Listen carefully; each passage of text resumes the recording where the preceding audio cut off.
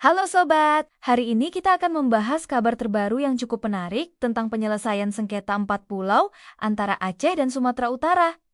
Akhirnya ada kepastian nih, setelah sekian lama jadi perbincangan hangat, Presiden Prabowo Subianto telah mengambil keputusan tegas. Meskipun sedang berada di luar negeri, beliau tetap memimpin rapat terbatas secara virtual untuk menuntaskan masalah ini. Nah, apa sih keputusannya? Menteri Sekretaris Negara Prasetyo Hadi mengumumkan bahwa keempat pulau yang diperebutkan resmi menjadi bagian dari Provinsi Aceh. Pulau-pulau tersebut adalah Pulau Panang, Pulau Lipan, Pulau Mangkir Gadang, dan Pulau Mangkir Ketek. Yang menarik, pengumuman ini dihadiri langsung oleh para pihak terkait. Ada Gubernur Aceh Muaskir Manaf, Gubernur Sumut Bobi Nasution, Mendagri Tito Karnavian, dan Wakil Ketua DPR Sufmi Dasko Ahmad.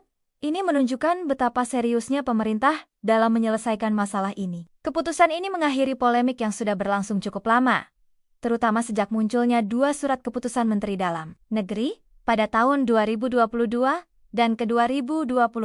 Yang patut diapresiasi adalah sikap dari Bupati Tapanuli. Masinton bahkan menyampaikan rasa terima kasihnya kepada Presiden Prabowo atas kepastian status keempat pulau tersebut. Ini menunjukkan kedewasaan dalam berpolitik dan mengutamakan kepentingan bangsa di atas kepentingan daerah. Sobat, ini adalah contoh bagaimana perselisihan bisa diselesaikan dengan cara yang baik dan damai. Keputusan ini bukan tentang siapa yang menang atau kalah, tapi lebih kepada memberikan kepastian hukum demi kemajuan bersama. Bagaimana menurut kalian tentang keputusan ini? Jangan lupa tinggalkan komentar di bawah ya. Untuk update berita terkini lainnya, jangan lupa subscribe channel ini dan aktifkan notifikasinya. Sampai jumpa di video berikutnya.